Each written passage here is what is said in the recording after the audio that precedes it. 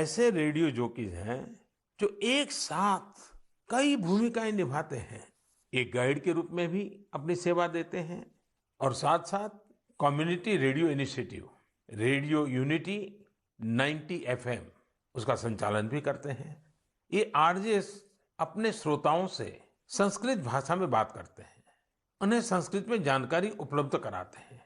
साथियों, हमारे यहाँ संस्कृत के बारे में कहा गया है, अमृतम संस्कृतम मित्र सरसम सरलम वचः एकता मूलकम राष्ट्रे ज्ञान विज्ञान पोषकम। अर्थात हमारी संस्कृत भाषा सरस भी है, सरल भी है। संस्कृत अपने विचारों, अपने साहित्य के माध्यम से ये ज्ञान विज्ञान और राष्ट्र की एकता का भी पोषण करती है, उसे मजबूत करती है।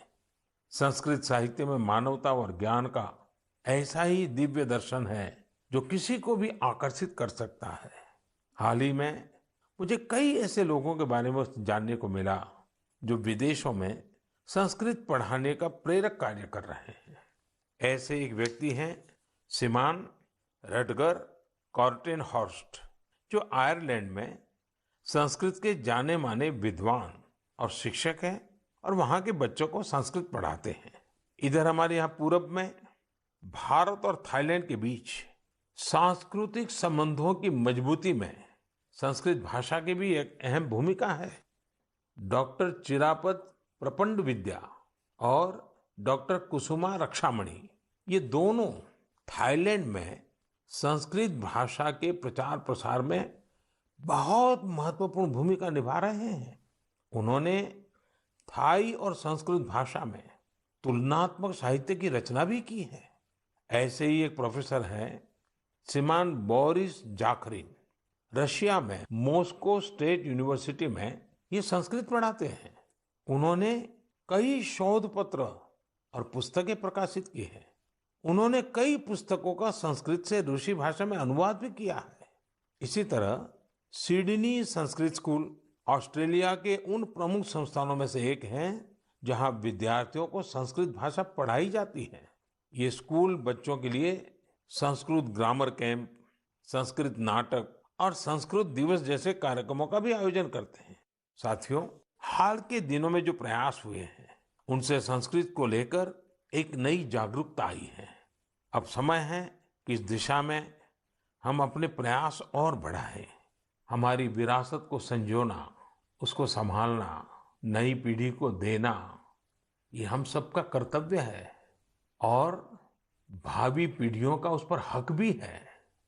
अब समय है इन कामों के लिए भी सबका प्रयास ज्यादा बढ़े। साथियों, अगर आप इस तरह के प्रयास में जुटे ऐसे किसी भी व्यक्ति को जानते हैं, ऐसी किसी जानकारी आपके पास है, तो कृपया #सेलिब्रेटिंग संस्कृत के साथ सोशल मीडिया पर उनसे संबंधित जानकारी जरूर साझा करें। मेरे प्यारे देशवासियों, अगले कुछ दिनों में ही विश्वकर्मा जयंती भी आने वाली है। भगवान विश्वकर्मा को हमारे यहाँ विश्व की सृजन शक्ति का प्रतीक माना गया है। जो भी अपने कौशल्य से किसी वस्तु का निर्माण करता है, सृजन करता है, चाहे वो सिलाई कढ़ाई हो, सॉफ्टवेयर हो या फिर सैटेलाइट, ये सब भगवान विश्वकर्मा का प्रकटीकरण है। दुनिया में भले स्किल की पहचान आज नए तरीके से हो रही है, लेकिन हमारे ऋषियों ने तो हजारों सालों से स्किल और स्केल पर बल दिया है। उन्होंने स्किल को, हुनर को, कौशल को आस्था से जोड़कर हमारे जीवन दर्शन का हिस्सा बना दिया है। हमारे वेदों ने भी कई सूक्त भगवान विश्वकर्मा को समर्पित किए हैं। सृष्टि की जितनी भी बड़ी रचनाएं हैं, जो भी नए और बड़े काम हुए हैं, हमारे शास्त्रों में उनका श्रेय भगवान विश्वकर्मा को ही दिया गया है। ये एक तरह से इस बात का प्रतीक है कि संसार में जो कुछ भी डेवलपमेंट और इनोवेशन होता है वो स्किल्स के जरिए ही होता है। भगवान विश्वकर्मा की जयंती और उनकी पूजा के पीछे यही भाव है।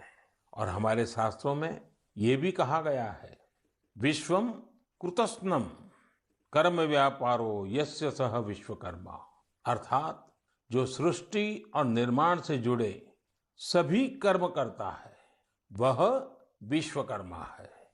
हमारे शास्त्रों की नजर में हमारे आसपास निर्माण और सृजन में जुटे जितने भी स्किल हुनरमंद लोग हैं वो भगवान विश्वकर्मा की विरासत है। इनके बिना हम अपने जीवन की कल्पना भी नहीं कर सकते। आप सोचकर देखिए, आपके घर में बिजली की कुछ दिक्कत आ जाए और आपका कोई इलेक्ट्रिशियन ना मिले तो क्या होगा? आपके सामने कितनी बड़ी परेशानी आ जाएगी। हमारा जीवन ऐसे ही अनेकों स्किल लोगों की वजह से चलता है। आप अपने आसपास देखिए, लोहे का काम करने वाले हो, मिट्टी के बर्तन बनाने वाले हो, लकड़ी का सामान बनाने वाले हो, बिजली का काम करने वाले हो, घरों में पेंट करने वाले हो, सफाई कर्मी हो या फिर मोबाइल लैपटॉप का रिपेयर करने वाले, ये सभी साथी अपनी स्किल की वजह से ही जाने जाते हैं। आधुनिक स्वरूप में ये भी विश्वकर्मा ही है। लेकिन साथियों, इसका एक और पहलू भी है और वो कभी-कभी चिंता भी कराता है। जिस देश में, जहाँ की संस्कृति में, परंपरा में, सोच में हुनर को, स्किल मैन पावर को भगवान विश्वकर्मा के साथ जोड़ दिया गया हो, वहाँ स्थितियां कैसे बदल गई।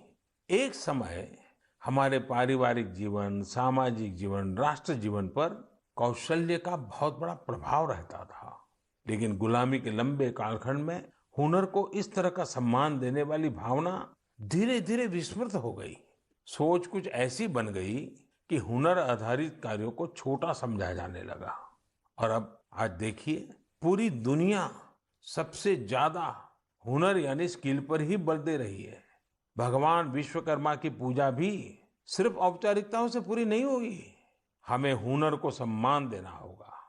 हुनरमंद होने के लिए मेहनत करनी होगी।